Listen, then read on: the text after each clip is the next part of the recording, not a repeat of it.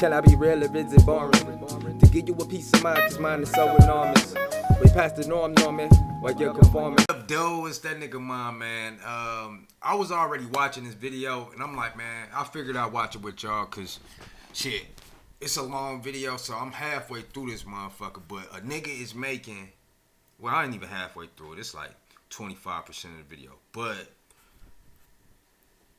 he making a real life BMO with AI inside of it. You know what I'm saying? So this shit is interesting. I was just zoned in with this shit. I'm like, fuck this shit. I'm about to watch this shit with y'all, bro. Fuck it. On BMO's back, the Raspberry Pi 5 has been really challenging to work with when it comes to power management.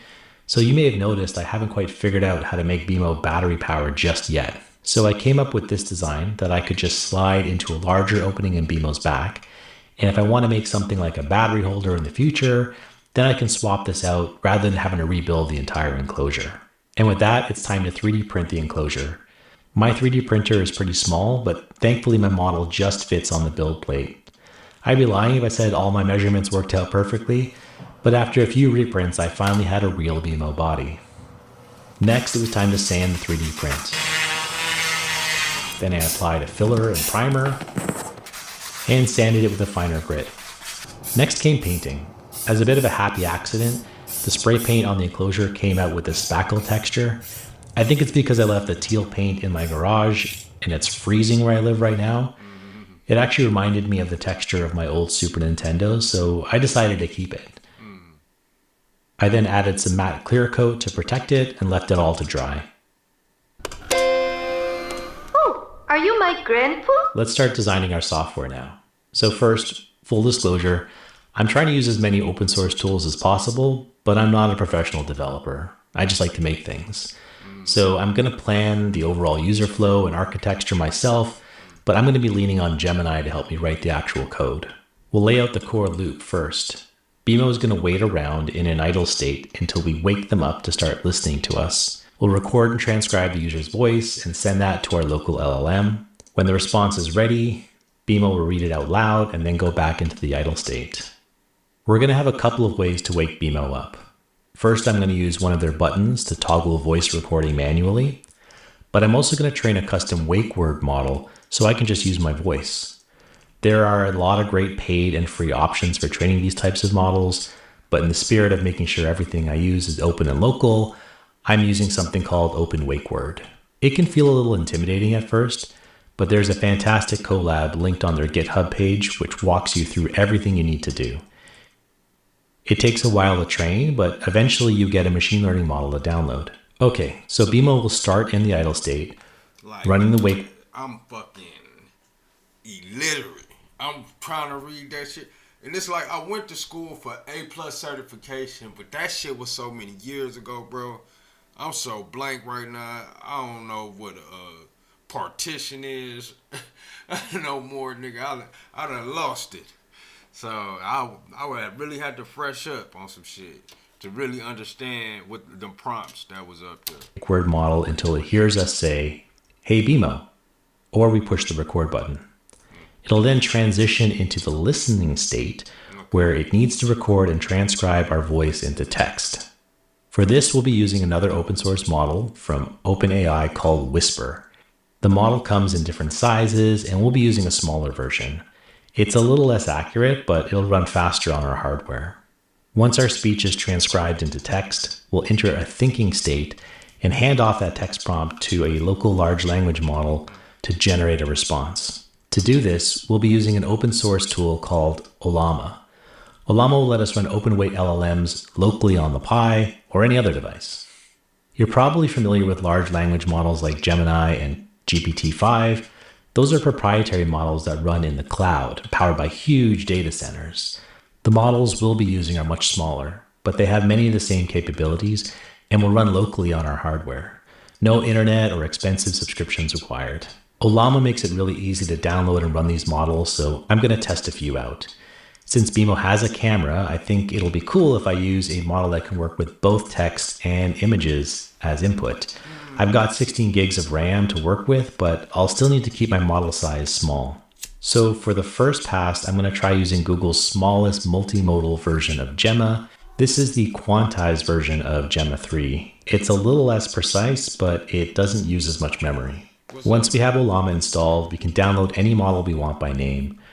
Running it is super simple. We get a text prompt interface in the terminal, and we just type in our prompts. We can also pass images to the models by including the file path. So what we're going to do is take our transcribed speech from Whisper and send that to Ollama. That will be our text prompt to Gemma 3, and we'll wait for a response. This can take a while, so we'll also include visual and audio feedback so it doesn't feel like BMO is just broken or unresponsive. In fact, we'll do this for all our states. We're going to change BMO's face after each state transition, and we'll also play some voice clips. Oh, Poopo. The character of BMO is voiced by the amazing Nikki Yang, and I think so much of BMO's charm comes directly from her performance. Now, you might think, hey, I've seen a ton of AI slop videos where they deepfake celebrity voices. Maybe we can do something like that. But we can actively not go out of our way to directly steal a performer's work. And hey, there are some great free open source text-to-speech models that we can run locally on our Pi. For this project, I've decided to use Piper. No, we can't generate BMO's voice exactly, but we can find an out-of-the-box voice that matches their personality good enough. I've tested out a few, and I really like this one. A rainbow is a meteorological phenomenon that is caused by reflection. So I wrote a script that generates a bunch of voice clips that BMO will use to give feedback to the user. These will be played randomly so they don't feel like automated canned responses, even though they are. Now, after the LLM is finished generating a response based on our text or image prompts, we'll want BMO to read that response out loud.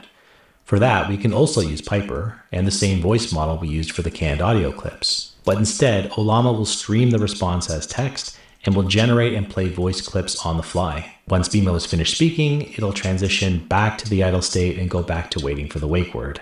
So let's put this all together and test out our flow. Hey BMO, tell me a joke. On it! I think we're going to have to make a few changes to speed things up. Checking on this.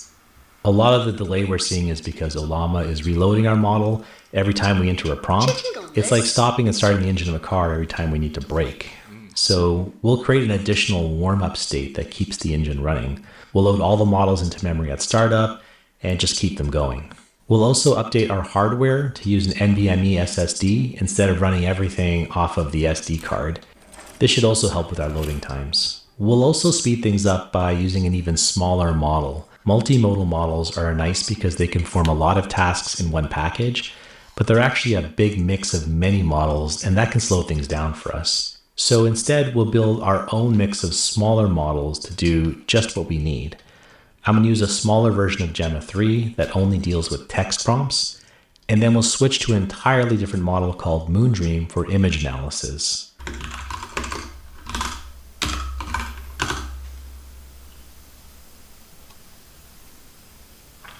Hello, I am ready to play.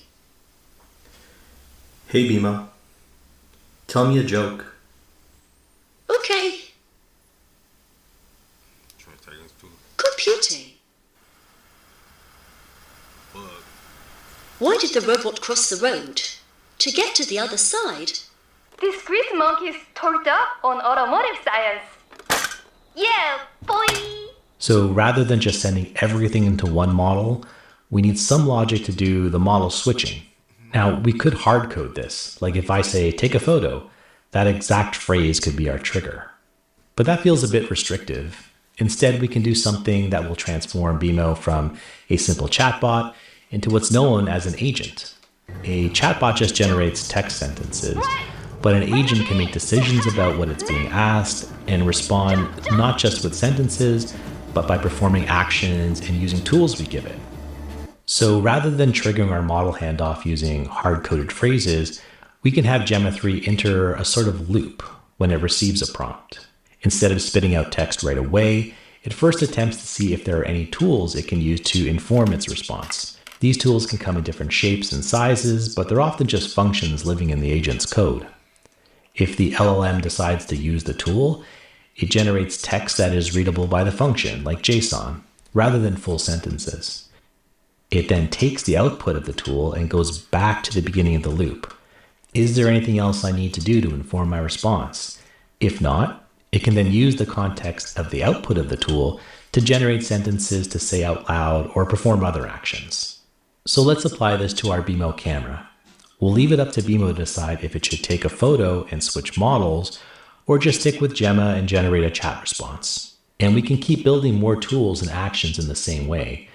Right now, if you ask BMO for the current time or about anything that's not part of its LLM's training data, it will confidently hallucinate a made-up answer. So to help BMO have more informed, accurate responses, we'll use a technique called Retrieval Augmented Generation, or RAG. Think of it as giving AI access to a search engine, so it can look up real-world data and use that to inform what it says. Time for the night shift. Let's finally put it all together. Before I start assembling BMO, there are a few changes I'm going to make to our hardware. After a lot of trial and error, I found a hat that lets me power the Raspberry Pi 5 and all the peripherals I have using just batteries.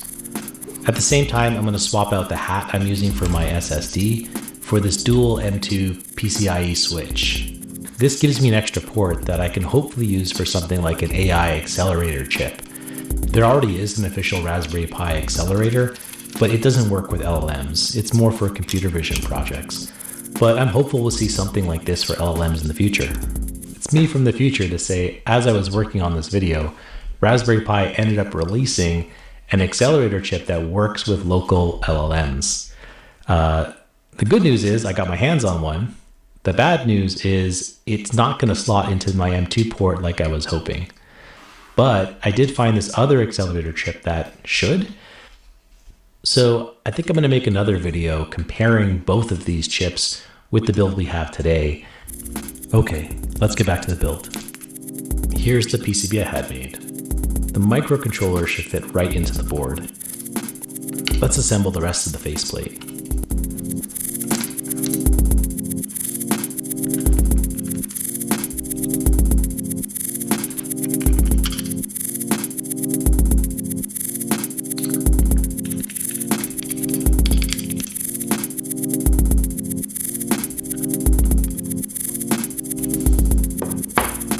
Now let's add the rest of the hardware.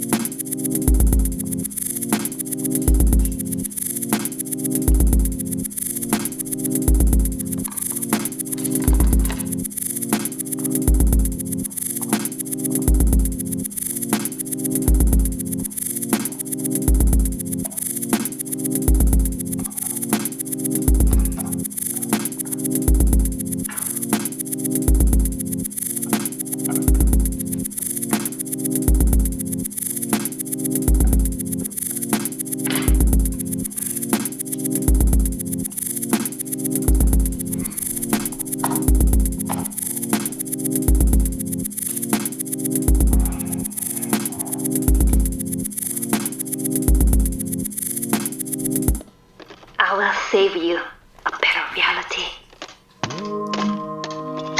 Let's test our BMO AI agent.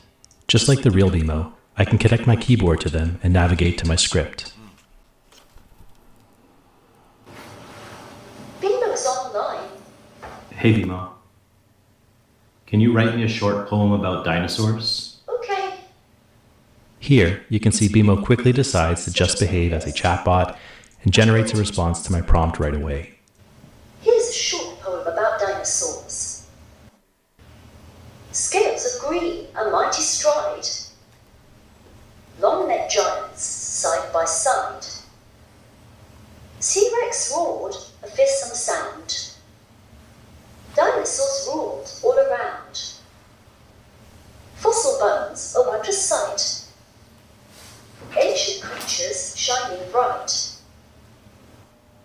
Hey BMO, Search for news about Canada. On it. In this case, BMO recognizes that I've asked it to do something that requires using the search tool we made. This takes a bit longer, but in the background, BMO is running a search query using DuckDuckGo, and then using what it finds to generate its response. Okay, here's a cute, short sentence summarizing the data. Canada's trade with the US could be a big problem for Bassett, or one that would be a disaster. Let's test our camera now. Hey BMO, what do you see? On it. Computing. BMO needs to understand that answering the question, what do you see, means it will need to use their camera. This takes a bit of time to figure out, but eventually... You're one sentence away from launching your website with Base 44. Since the beginning of the internet, there's never been such a fun, fast, and intelligent way to launch online. The ability to generate a voice, to create a narrative through sound is a powerful tool. But And also, it's just not practical for my project. I want to keep everything running locally, and most of these types of models need to run in the cloud. So let's get into it.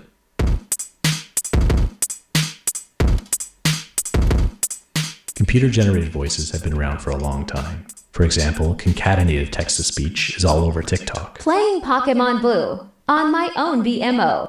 But this technology is closer to a drum machine than it is to AI. All it does is stitch together recordings of a real voice actor to match input text.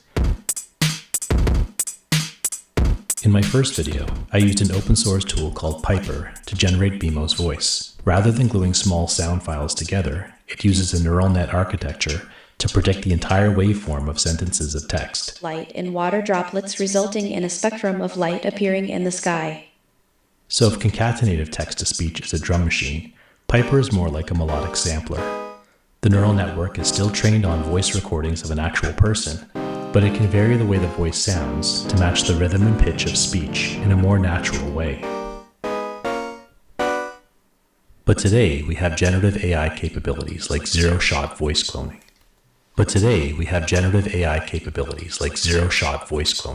Rather than just being trained on a single voice, they are trained on hundreds of thousands of hours of audio data in multiple languages. They can use all that data to reliably reconstruct a voice based on just a few seconds of reference audio. It's scary how accurate these models... Oh, my bad. I went to another motherfucking video. I just realized I was still fucking recording, man. My bad, y'all. Let me go back to that video. I'm going to look at this one later. Little hatch on BMO's back. The Raspberry Pi... BMO's online. Hey, BMO. Can you write me a short poem about dinosaurs? Okay. Here, you can see BMO quickly decides to just behave as a chatbot and generates a response to my prompt right away. Here's a short poem about dinosaurs. Scales of green, a mighty stride. Long-necked giants, side by side. T-Rex roared, a fearsome sound. Dinosaurs ruled all around. Fossil bones, a wondrous sight. That motherfucker long. Ancient creatures shining bright. That's crazy, man. Hey, BMO. All he need is an actual engineer to make the arms and shit. Where that motherfucker move. But you know, had that motherfucker running around. That bitch really, you know, be out here running around. That'd be scary. Search for news about Canada. On it. In this case, BMO recognizes that I've asked it to do something that requires using the search tool we made. This takes a bit longer, but in the background, back into the loop. Oh, wait. Checking on this. Now that photo goes back into the loop. So the agent again receives the prompt, what do you see? But now it also has the image captured by the camera. It switches from using Gemma to using Moondream and generates a text description of the image. This looping and model swapping takes around a minute to complete, so I'll speed things up for this video. In the image, a person is holding up an orange and white toy mushroom with its eyes closed. The mushroom has a red hat on top of it as well. The scene takes place in front of a wall, which could be part of another room or a specific area within a building. This unique toy mushroom seems to be the main focus of the person's attention. Yeah, AI is getting good, man. Especially the ones that's available to the public, because you know they got some better AI out here. They can frame whatever the fuck they want, all that shit. Nigga, hold on. This bitch on. But the iPad done turned my damn camera on. But yeah, with that being said, this was a cool video, man. Like and subscribe so we hit that 100K today. This was interesting, man. So with that being said, you know, much love. Stay people productive and positive, you know. Can I be real or is it boring? To give you a peace of mind, cause mine is so enormous. Way past the norm, Norman, while you're conforming. Like comforting mattresses that comfort them when torment snoring. Like you in your own home without home phone. I'm more like E.T., got a phone home past the moon. It's not a movie, I'm about to fly past it soon. Spiritually, I roam alone. Physically, I'm eating